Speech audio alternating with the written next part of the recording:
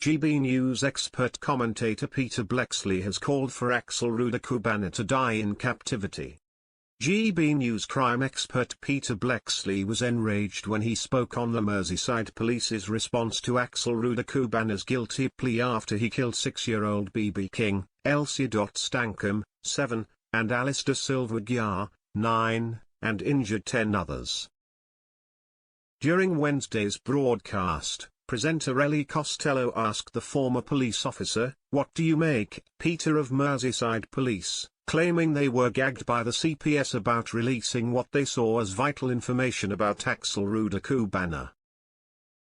Bleksley fumed, "Maybe they were, maybe they weren't. This will all form part of this very undignified inquiry as people try to deflect from their own accountability and responsibilities. And this is endemic within the British establishment these days. We've seen it only so clearly shown in the dreadful rape grooming scandal as everybody tries to scuttle under the skirting boards and deny responsibility for not doing their jobs properly." He continued, "Clearly in this case, I think there will be shortcomings in education, health, prevent programs, law enforcement, parenting and possibly more. This young brute should have been stopped and shouldn't have gone on to commit his reign of terror and murderous atrocities."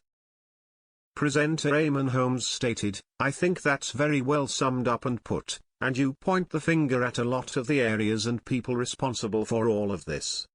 It still leaves us with the problem in the sentencing will take place tomorrow, January 23rd, as to what will be done with him. He can't undergo a full life sentence because he was too young apparently to know what he was up to or what he was doing.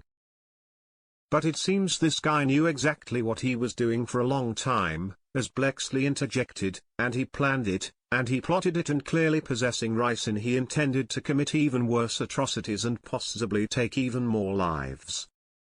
The former police officer added, "You're absolutely right, he won't receive a full term, there are factors that he simply doesn't hit, astonishing as that is.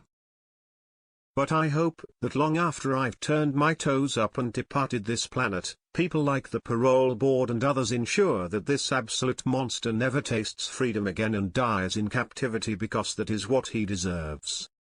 As fans took to the comments in agreement, one stated, "It'd go further. This is the sort of case that should have the death penalty."